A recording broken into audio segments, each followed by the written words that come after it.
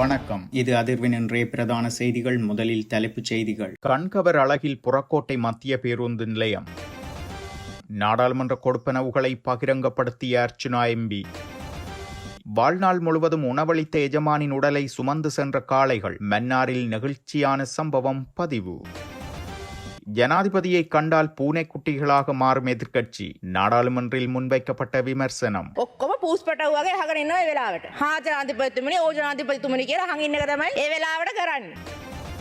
தொல்பொருள் திணைக்களம் பௌத்தர்களுக்கு மட்டுமானதா? சாணக்கியன் நாடாளுமன்றில் சரமாரி கேள்வி. அரசாங்கத்தால் வரும் எல்லா ஆவணங்களும் சிங்கள மொழியிலே வருது. அங்கிருக்கிற அதிகாரிகளுக்கு சிங்களம் தெரியாது. நீங்கள் தனியாருடைய காணிலே சட்டவிரோதமான ஒரு கட்டடத்தை அமைத்து அதிலே ஒரு விஹார் என்று சொல்லி அதை நீங்கள் சட்டபூர்வமாக செய்ய பார்க்கிறீங்க.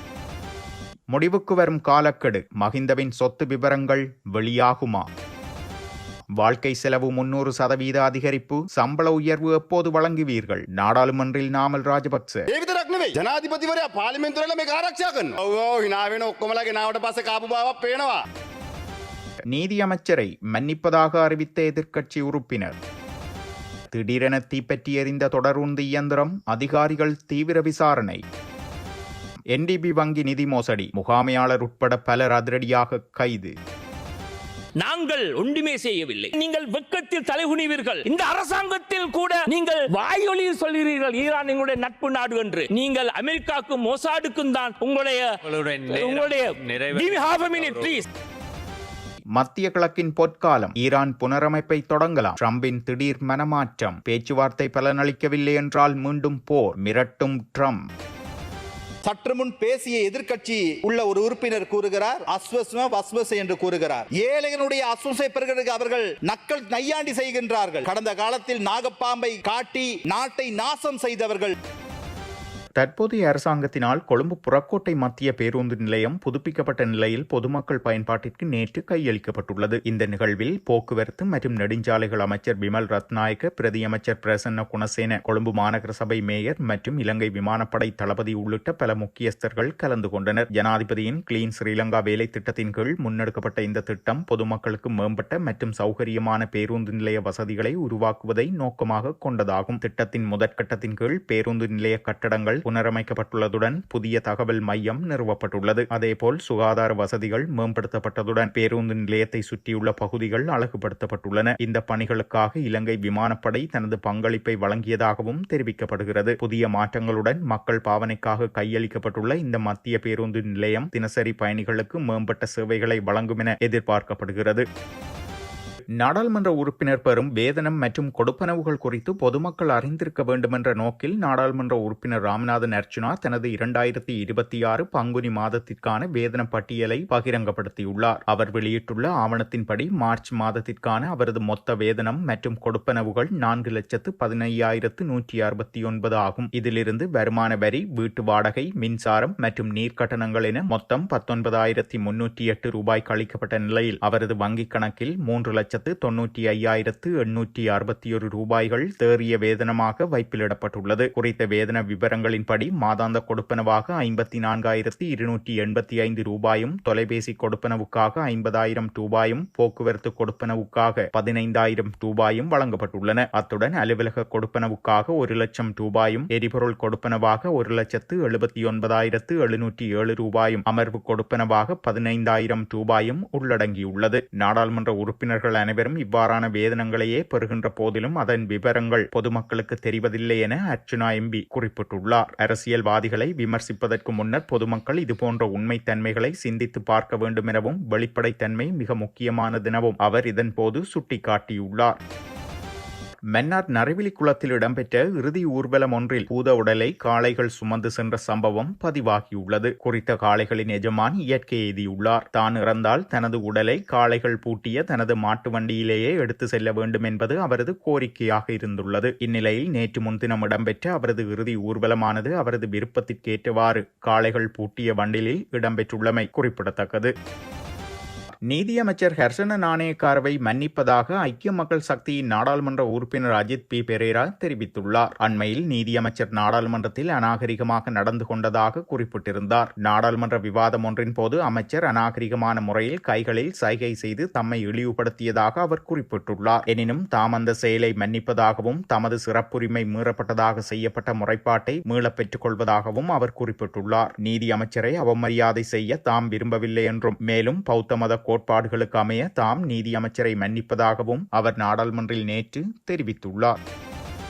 எதிரணியினர் ஜனாதிபதியை கண்டால் பூனைக்குட்டிகளாகவும் அவர் இல்லாத தருணத்தில் சிங்கங்களாகவும் மாறுவதாக நாடாளுமன்ற உறுப்பினர் லக்மாலி ஹேமச்சந்திர தெரிவித்துள்ளார். நாடாளுமன்றில் நேற்று உரையாற்றிய போதே அவர் இதனை எதிர்க்கட்சிக்கு இன்று இருக்கும் மிகப்பெரிய பிரச்சினை ஜனாதிபதி நாடாளுமன்றத்திற்கு வருகை தருவதாகும். ஜனாதிபதி நாடாளுமன்றத்திற்கு வருகை தரும்போது எதிர்க்கட்சி தலைவர் உள்ளிட்ட ஏனைய உறுப்பினர்கள் பூனைக்குட்டிகளைப் போல் அமைதியாகி விடுகின்றனர். ஜனாதிபதி சபையில் இருக்கும் வரை பணிவாக இருக்கிறார்கள். அவர் சபையை விட்டு வெளியேறிய பின்னர் தங்களை சிங்கங்களாக கொள்கிறார்கள். தேசிய முக்கியத்துவம் வாய்ந்த விடயங்கள் குறித்து நாடாளுமன்றத்திற்கும் நாட்டு மக்களுக்கும் தெளிவுபடுத்த ஜனாதிபதிக்கும் முழுமையான உரிமை உண்டு. எதிர்க்கட்சியினர் சபையில் வீணான கதைகளை பேசுவதை தவிர்த்துவிட்டு ஜனாதிபதி உரையாற்றும் போது எப்படி கேட்டார்களோ அதேபோல் தற்போது பொறுமையுடன் இருக்க வேண்டும் என்றும் தெரிவித்துள்ளார். கௌரவ அமைச்சர் அவர்களே, இந்த திருவோணமலை கோணேஸ்வரம் ஆலயம் சம்பந்தமாக ஆலயத்துக்கு சொந்தமான 18 ஏக்கர் காணிக்குள்ளே ஒரு வாழைமரம் கூட நாட்டில்லாத நிலையில் இருக்கின்றது. ஆனால் அதே வேளையிலே அந்த ஆலயத்துக்கு வெளியிலே 58 கடைகள். ஆனால் இந்த கடைகளுடைய விளக்கம் என்னென்றால் இது பெரும்பான்மை சமூகத்துக்கு சொந்தமான கடைகள் சட்டவிரோதமாக இயங்கி கொண்டு வருது. அப்ப தொல்பொருள் திணைக்களம் சட்டவிரோதமான கடைகளுக்கு அனுமதி வழங்குகிறார்கள். ஆனால் ஆலயத்துக்கு சொந்தமான காணிலே வாழைமரம் கூட நடுவதற்கு அனுமதிக்கிறாங்க இல்ல. நம்பர் 2, கௌரவ அமைச்சர் அவர்களே, அந்த தாந்தாமலை ஆலயத்திலே அந்த இலங்கை மின்சார சபைக்கு சொந்தமான அந்த மீட்டர் பெட்டி எரிஞ்சிருக்கு. அந்த புதிதாக அதுல ஒரு மீட்டர் பெட்டியை பூட்டுவதற்கு கூட தொல்பொருள் திணைக்களத்தால் அனுமதி வழங்குகிறார்கள் இல்லை. ஆலயத்துக்குள்ளே அரசமரம் வளர்ந்திருக்கு என்று சொல்லி கட்டடம் முடிந்து போற அளவுக்கு இருக்கின்றது. அது வாழைமரமோ அரசமரமோ தென்னை மரமோ கட்டடம் முடியுதுன்னு சொல்லி அது வெட்டதான் வேணும். அதுக்கான அனுமதி உங்களோட திணைக்களம் மறக்கின்றது. நம்பர் 3, தாந்தாமலையிலே எலக்ட்ரிசிட்டி போர்டுக்கு சொந்தமான பெட்டியை பூட்டுவதற்கு அனுமதி இல்லை. ஆனா அதே நேரத்திலே அதே மாவட்டத்திலே கிரான் பிரதேச செயலாளர் பிரிவுக்குள்ளே தொல்பொருள் அடையாளங்கள் இருக்கு என்று சொல்லி அடையாளம் எடுக்கப்பட்ட ஒரு இடத்திலே புதிதாக ஒரு விஹாரை அமைக்கப்பட்டிருக்கு. This is not restoration, this is reconstruction. அப்ப ஒரே மாவட்டம் 2 சட்டம். சைவ ஆலயங்களுக்கு ஒரு சட்டம், பௌத்த விஹாரங்களுக்கு ஒரு சட்டம். Number 4, Kuchchaveli coastal belt. Is the minister aware that approximately கௌரவ அமைச்சர் அவர்களே திருவண்ணாமலையிலே குச்சவெளி பிரதேசத்திலே புதிதாக 38 பௌத்த விஹாரங்கள் அமைக்கிறதுக்கான நடவடிக்கை எடுத்துக் கொண்டிருக்கிறார்கள். ஆனால் அந்த பிரதேசத்திலே 500க்கும் குறைவான சிங்களவர்கள் தான் இருக்கிறார்கள். அப்ப ஒரு சிங்கள 10 சிங்கள குடும்பத்துக்கு ஒரு ஆலயம். இது என்ன வகையில நியாயம்? தமிழ் மக்களுடைய நிலப்பரம்பலை, தமிழ் மக்களுடைய இனப்பரம்பலை மாற்றுவதற்காக திருவண்ணாமலையிலே விசேடமாக இவ்வாறு நடவடிக்கைகள் தொடர்கின்றது. நம்பர் 5, குருந்தூர் மலையிலே 78 ஏக்கர் காணிகள் ஆலயத்துக்கு சொந்தமான காணியிலே விவசாயத்திலே ஈடுபட முடியாது. அதே நேரத்தில் குருந்தூர் குளம் என்றது தொல்பொருளுக்கு சொந்தமானது என்று சொல்லி குருந்தூர் குளத்திலே மீன்பிடியிலே ஈடுபட்ட தமிழ் மீனவர்களுக்கு அனுமதி இல்லை. சிவில் டிஃபென்ஸ் போர்ஸ் ராணுவத்தினுடைய அனுசரணையுடன் சிங்கள மீனவர்கள் அதிலே மீன் பிடிக்கிறார்கள். அப்ப இது எந்த வகையிலும் அதே போலதான் குருந்தூர் மலையிலே ஒரு தேங்காயை உடைத்து மத வழிபாட்டிலே ஈடுபட முடியாத சூழல் இருக்கின்றது. நம்பர் 6, இதே போலதான் கௌரவ அமைச்சர்களே வவுனியா வெடுக்குநாரி மலையிலேயும் கூட ஆலயங்களிலே மதப்பாடு வழிபாட்டிலே ஈடுபடுறதுக்கு அனுமதி இல்லை. ஏன்? அது தொல்பொருள் சொல்றாங்க. ஆனால் அதே நேரத்தில் தைட்டியிலே நீங்கள் தனியாருடைய காணிலே சட்டவிரோதமான ஒரு கட்டடத்தை அமைத்து அதிலே ஒரு விஹார் என்று சொல்லி அதை நீங்கள் சட்டப்பூர்வமாக செய்ய பார்க்கிறீங்க. நேற்றைய தினம் கூட பாதுகாப்பு அமைச்சருடைய ஆலோசனை கூட்டத்தில் இதே பிரச்சனை வந்தது. மயிலிட்டி பலாலி பிரதேசத்திலே காணிக்க மாதா தேவாலயம் முடிக்கப்பட்டிருக்கு ராணுவத்தினால். ஆனால் தைட்டியிலே சட்டவிரோதமான விஹாரை. In light of the above, on what legal or historic, இந்த மட்டக்களப்பு மாவட்டத்தை ஒரு உதாரணமாக வைத்து சொல்றேன். மட்டக்களப்பு மாவட்டத்தில் உங்களுடைய தொல்பொருள் அதிகாரிகள் பிரதேச செயலாளரோட பேச மறுக்கிறார்கள், பிரதேச சபையுடன் பேச மறுக்கிறார்கள். அவங்க இடங்களை அடையாளப்படுத்துறது சொல்லி போலீசாருடன் சென்று ஏதோ தாங்கள் பெரிய ரகசிய போலீஸ் மாதிரி அவங்களுடைய அடாவடியான நடவடிக்கை இருக்கு. அதே போலதான் மட்டக்களப்புக்கு வரும் சர்க்குலர் கெசட் அரசாங்கத்தால் வரும் எல்லா ஆவணங்களும் சிங்கள மொழியிலே வருது. அங்கிருக்கிற அதிகாரிகளுக்கு சிங்களம் தெரியாது, தமிழ் மொழியிலே அனுப்புங்கள். அதே போலதான் மட்டக்களப்பு மாவட்டத்தில் தமிழ் தெரிந்த தொல்பொருள் திணைக்களத்துக்கு சொந்த வேலை செய்கிற ஊழியர்களை இடமாற்றம் செய்து அந்த மொழி அந்த பிரதேச மக்களோட மொழி தெரியாத சிங்கள மொழியை பேசுறவர்களை நீங்கள் மட்டக்களப்பில் நியமிக்கிறீர்கள். குறைந்தபட்சம் தொல்பொருள் திணைக்களத்துக்கு எதிரான இவ்வளவு குற்றச்சாட்டு இருக்கும் பொழுது தமிழ் பேசும் ஊழியர்கள் இருக்கிறவர்களையாவது அங்கு நியமிக்க வேண்டும் என்றுதான் என்னுடைய கோரிக்கை. முன்னாள் ஜனாதிபதி மஹிந்த ராஜபக்ச தனது சொத்துக்கள் மற்றும் பொறுப்புகள் தொடர்பான சத்திய கடதாசியை சமர்ப்பிப்பதற்கு வழங்கப்பட்ட கால அவகாசம் எதிர்வரும் 10ஆம் திகதியுடன் நிறைவடைவதாக கையூட்டல் ஊழல் விசாரணை ஆணைக்குழு அறிவித்துள்ளது. 2015ஆம் ஆண்டுக்குரிய அவரது சொத்து விவரங்கள் தொடர்பாக முன்னெடுக்கப்பட்டு வரும் விசாரணைகளுக்கு அமைய இந்த ஆவணங்கள் கோரப்பட்டுள்ளன. கடந்த மாதம் 23ஆம் திகதி முன்னாள் ஜனாதிபதிக்கு அனுப்பப்பட்ட உத்தியோகபூர்வ கடிதத்தின் மூலம் 14 நாட்களுக்குள் சொத்து விவரங்கள், வருடாந்த செலவீனங்கள், வருமான ஆதாரங்கள் ஆகிய விவரங்களை சமர்ப்பிக்குமாறு கோரப்பட்டிருந்தது. இதுவரை குறித்த சத்திய கடதாசி சமர்ப்பிக்கப்படாத நிலையில் வழங்கப்பட்ட கால அவகாசத்தை எக்காரணம் கொண்டும் நீடிக்கப் போவதில்லை என ஆணைக்குழு திட்டவட்டமாக தெரிவித்துள்ளது. இதேவேளை எதிர்வரும் 10ஆம் திகதி இந்த விவரங்கள் சமர்ப்பிக்கப்பட வேண்டும் என்பது இறுதி அறிவித்தலாகும். குறித்த காலப்பகுதிக்குள் சத்திய கடதாசி சமர்ப்பிக்கப்பட தவறினால் ஊழல் எதிர்ப்பு சட்டத்தின் விதிமுறைகளுக்கு இணங்க அவருக்கு எதிராக உரிய சட்ட நடவடிக்கைகளை முன்னெடுக்க உள்ளதாக ஆணைக்குழு எச்சரித்துள்ளது. நாட்டின் வாழ்க்கை செலவு 300% அதிகரித்துள்ள நிலையில் அதற்கு ஈடாக அரசு ஊழியர்களின் சம்பளத்தை அதிகரிப்பதற்கு அரசாங்கம் எப்போது நடவடிக்கை எடுக்கும் என ஸ்ரீலங்கா பொதுஜன பெரமுனவின் தேசிய அமைப்பாளர் நாடாளுமன்ற உறுப்பினர் நாமல் ராஜபக்ச கேள்வி எழுப்பியுள்ளார். நாட்டின் தற்போதைய நிலைமை குறித்து நாடாளுமன்றத்தில் நடைபெற்ற ஒத்திவைப்பு வேளை விவாதத்தில் கலந்து கொண்டு உரையாற்றும் போதே அவர் இதனை தெரிவித்துள்ளார். தேர்தலுக்கு முன்னர் ஒவ்வொரு 6 மாதங்களுக்கும் ஒருமுறை சம்பளம் உயர்த்தப்படும் என தேசிய மக்கள் சக்தி அறிவித்திருந்தது. அது தற்போது எவ்வாறு நடைமுறைப்படுத்தப்படுகிறது? எரிபொருள், மின்சாரம் மற்றும் எரிவாயு விலை உயர்வால் வாழ்க்கை செலவு 300% அதிகரித்துள்ளது. இதற்கு ஈடாக சம்பளம் உயரும் வரை மக்கள் காத்திருக்கிறார்கள். அரசு துறையில் மட்டுமன்றி தனியார் துறையிலும் வாழ்க்கை செலவுகளுக்கு ஏற்ப சம்பளத்தை உயர்த்துவதற்கு அரசாங்கம் தலையிட வேண்டும் என்றும் அவர் வலியுறுத்தியுள்ளார். நிலக்கரி விவகாரத்தில் ஜனாதிபதி முன்னுக்கு பின் முரணான கருத்துக்களை தெரிவிப்பதாக குற்றம் சாட்டியுள்ளார். முன்னர் நிலக்கரியில் பிரச்சனை இல்லை என கூறப்பட்டது, இப்போது பிரச்சனை இருப்பதாக கூறப்படுகிறது. கணக்காய்வு அறிக்கையின்படி இறக்குமதி செய்யப்பட்ட நிலக்கரி நிறுவனம் பதிவு செய்யப்படவில்லை. அத்துடன் அதன் தரத்தை பரிசோதித்த ஆய்வக அறிக்கைகளையும் ஏற்றுக்கொள்ள முடியாதென தெரிவிக்கப்படுகிறது. இந்த நிலக்கரி ஊழலானது நாட்டின் எரிபொருள் மற்றும் மின்சார விலைகள் அதிகரிக்கப்படுவதற்கு நேரடியாக பலம் சேர்த்துள்ளதாக நாமல் ராஜபக்ச சுட்டிக்காட்டியுள்ளார். ஆகவே மக்களை ஏமாற்றாமல் அதிகரித்துள்ள சுமைக்கேற்ப மக்களுக்கு தீர்வினை வழங்க வேண்டும் என்றும் அரசாங்கத்தை அவர் வலியுறுத்தியுள்ளார்.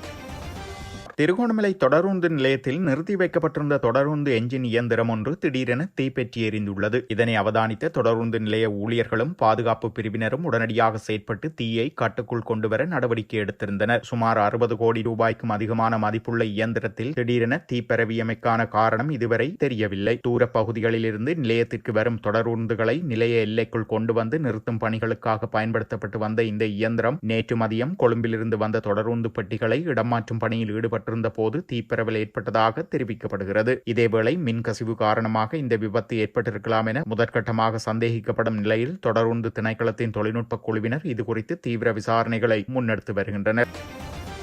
கௌரவ தவிசாளர் அவர்களே, இன்று உலகம் முழுவதும் முஸ்லிம் உம்மாவை அலநிமிர்ந்து நிற்க வைத்திருக்கின்றது ஈரான் மக்களும் ஈரான் தலைவர்களும். அந்த தலைவர்களுக்கு நாங்கள் தலைவணங்குகின்றோம், அந்த மக்களுக்கு நாங்கள் தலைவணங்குகின்றோம். தங்களுடைய உயிரையும் தியாகம் செய்வதற்கு தயாராகத்தான் நேற்று அவர்கள் மனித சங்கிலியாக வந்து பார்த்திருந்தார்கள். தங்கள் நாட்டுக்காகவும் தலைமைத்துவத்துக்காகவும் தங்களின் கண்ணியத்துக்காகவும் தங்களுடைய சுயமரியாதைக்காகவும் ஈரான் மக்கள் வெளிப்படுத்திய அந்த தியாகத்தை காணும் பொழுது எங்களுக்கு வெட்கமாக இருக்கின்றது. நாங்கள் ஒன்றுமே செய்யவில்லை. உலக முஸ்லிம் உம்மாவின் ஒரு பகுதியாக இருந்தும் அநீதிக்கு எதிராக நாம் என்ன செய்தோம்? என்ன கடும் இந்த என்ற குற்ற உணர்வு எங்களை வாட்டிக் கொண்டிருக்கின்றது. குறைந்தபட்சம் அவர்களுக்காக நாங்கள் நோன்பு பிடித்தோமா? எங்களுடைய உலமாக்கள் இது சம்பந்தமாக எங்களுக்கு ஏதாவது உபதேசம் செய்தார்களா? அவர்களும் வாய் மூடி மௌனியாயிருக்கின்றார்கள். அமெரிக்காவை மகிழ்வித்த தங்களின் சுயமரியாதையை தாழ்த்திக் கொள்ளும் நாடுகளுக்கு, குறிப்பாக சில முஸ்லிம் நாடுகளுக்கு நான் ஒரு எச்சரிக்கை விடுக்கின்றேன். ஒரு நாள் வரும் அன்று இதே அமெரிக்கா உங்களை கைவிட்டுவிடும். இந்த நாடுகளுக்கு நான் எச்சரிக்கின்றேன். அப்பொழுது உங்களுக்காக முன்னின்று நிற்பவை ஈரான் போன்ற நாடுகள் தான். அந்த நேரத்தில் நீங்கள் வெட்கத்தில் தலைகுனிவீர்கள். இந்த அரசாங்கத்தில் கூட நீங்கள் வாயொலியில் சொல்கிறீர்கள் ஈரான் எங்களுடைய நட்பு நாடு என்று. ஆனால் அங்காலே நீங்கள் அமெரிக்காவுக்கும் மொசாடுக்கும் தான் உங்களுடைய சகல ஒத்துழைப்பையும் கொடுக்கின்றீர்கள். வெட்கப்படுகின்றேன். 10-13 முஸ்லிம் பார்லிமெண்ட் உறுப்பினர்களும் கூட உங்களால் இதுவரைக்கும் அமெரிக்காவையும் கண்டிக்க முடியாமல் இருக்கின்றது. அல்ஹம்துலில்லாஹ், அல்லாஹ் எங்களை கைவிடவில்லை. நன்றி.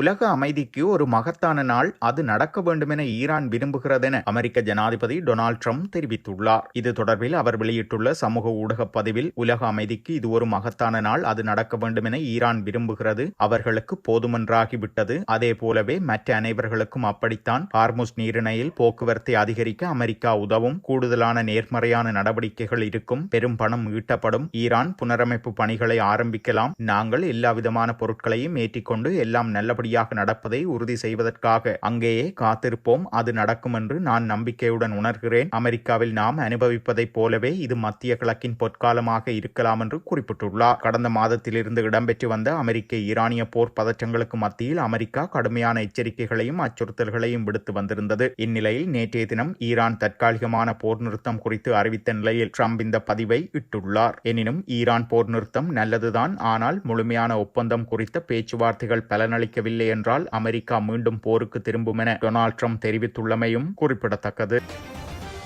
NDB வங்கியின் உட்புற நிதி மோசடி சம்பவம் தொடர்பாக அந்த வங்கியின் முகாமையாளர் ஒருவர் உட்பட பலர் கைது செய்யப்பட்டுள்ளதாக போலீஸ் ஊடக பிரிவு தெரிவித்துள்ளது. இதன் காரணமாக இந்த வாடிக்கையாளரும் நிதி இழப்பை சந்திக்கவில்லை என்றும் அனைத்து வைப்பு தொகைகளும் பாதுகாப்பாக இருப்பதாக அவ்வங்கி அறிவித்துள்ளது. இந்த சம்பவம் முற்றிலும் உட்செயற்பாடுகள் தொடர்பானது என்பதால் எந்த வாடிக்கையாளர் கணக்குகளிலும் பாதிப்பு ஏற்படவில்லை என்றும் வாடிக்கையாளர்கள் முன்பு போலவே நம்பிக்கையுடன் தங்கள் பரிவர்த்தனைகளை தொடரலாம் என்றும் NDB வங்கி தெரிவித்துள்ளது.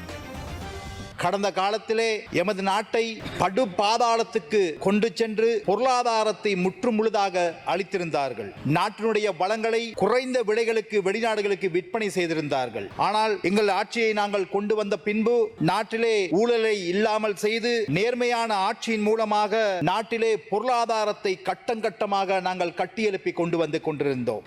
உங்களுக்கு தெரியும், இன்று நாட்டிலே ஏற்பட்டிருக்கின்ற சில சூழல், அதாவது டித்வா புயல் என்பது நாங்கள் யாரும் அதற்கு தலையீடு செய்ய முடியாது. அது இயற்கையால் ஏற்பட்ட ஒரு அனர்த்தம். அதே போல இன்று உலக பொருளாதாரத்திலே ஒரு சவாலாக அமைந்திருப்பது வளைகுடா யுத்தம். எனவே இதுக்கும் எங்களுடைய நாட்டினுடைய தீர்மானத்திற்கும் அதாவது பெட்ரோலியம் அதே போல விலைவாசி உயர்வுக்கு எங்களுடைய அரசாங்கம் காரணம் அல்ல. உலகளாவில் ஏற்பட்ட இந்த பொருளாதாரத்தினுடைய சிக்கல் காரணமாகவே நாங்களும் பொருளாதாரத்திலே சில மாற்றங்களை கொண்டு வர தேவை இருக்கிறது. எனினும் இந்த நாட்டு மக்களை காப்பாற்ற வேண்டிய தேவை எங்களுடைய அரசாங்கம், எங்களுடைய ஜனாதிபதி அவர்கள் சிறப்பாக நாங்கள் முன்னெடுத்துக் கொண்டிருக்கிறோம். இன்று ஜனாதிபதி அவர்கள் பாராளுமன்றம் வந்தாலே இன்று எதிர்க்கட்சிக்காரர்கள் பயந்து நடுங்குகின்றார்கள். ஏன் அவர் வந்து மக்களுக்கு என்ன சலுகை கொடுக்க போகிறார், நாட்டு மக்களுக்கு என்ன நன்மைகளை கொடுக்க போகிறார் என்று அவர்கள் பயந்து கொண்டு இனவாதத்து கருத்துக்களை கக்கிக் கொண்டிருக்கிறார்கள். எங்கள் நாட்டினுடைய ஜனாதிபதி அன்றகுமார திசாநாயக் அவர்கள் நாட்டிலே எவ்விதமான பாதிப்புகள் வருகின்ற பொழுதிலும் அதை